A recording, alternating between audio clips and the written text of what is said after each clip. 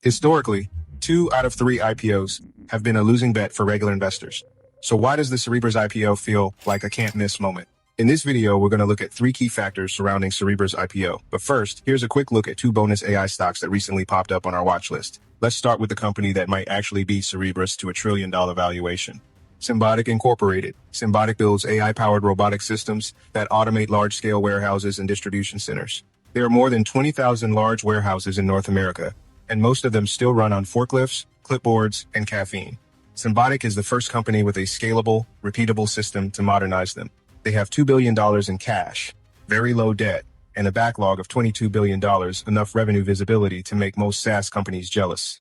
If Symbotic is the AI robot army, Samsara is the intelligence layer that tells the physical world what to do. Samsara's Connected Operations Cloud is one of the most ambitious AI platforms in the market today because it doesn't live in a data center, it lives in the real world. It lives on highways, in factories, on job sites, and inside the supply chain. Samsara's AI can detect driver fatigue before an accident happens. It can monitor equipment health in real time. It can analyze video footage with context, not just object detection, using trillions of data points.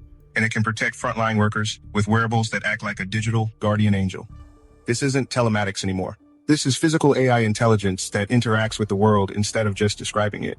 Financially, Samsara is one of the strongest growth stories in enterprise software. Revenue continues to grow above 20% annually. Symbotic Inc. and Samsara Incorporated, 2 under-the-radar companies. Now, let's talk about the big one. Cerebras Systems.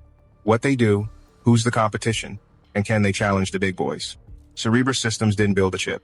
They built the entire wafer as one chip, a processor with more compute density than anything else on the planet. Their system is essentially an AI supercomputer in a box. And their cloud platform lets customers train and run models through an API without ever touching the hardware. It's the closest thing we have to plug-and-play superintelligence. What makes Cerebras special is because everything it needs is on one giant chip. That means all the parts can talk to each other really fast. Compared to Nvidia, which uses lots of smaller chips, and they have to send messages back and forth, which slows things down, kind of like passing notes across a crowded classroom. This isn't a small improvement. This is a different category of compute. So this means they'll definitely be able to compete, but the challenge ahead is brutal. Cerebras is entering a battlefield dominated by Nvidia and others. Cerebras has a new system, and for their giant chip to shine, developers have to learn that new way of doing things. And getting millions of people to switch, that's the real challenge. If they succeed, they could become the standard for ultra-low latency inference and frontier-scale training. If they fail, they risk becoming a niche, high-performance alternative. Still, the upside is enormous. Cerebras is entering the market with a valuation of more than $50 billion, and the path to $1 trillion requires roughly a 40% annual growth rate, the same trajectory Nvidia followed when it became the backbone of the AI era.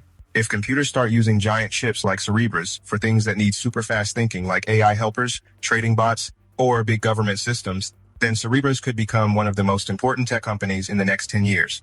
Cerebras is exciting because it has a cool new kind of super chip and a smart design that makes AI run really fast. But the story isn't just about one company. It's about how the whole world might start building computers in a brand new way. So, is Cerebras the IPO of the decade? Maybe. But the real story is this. We're still early, and the companies building the physical, operational, and computational layers of AI are just getting started.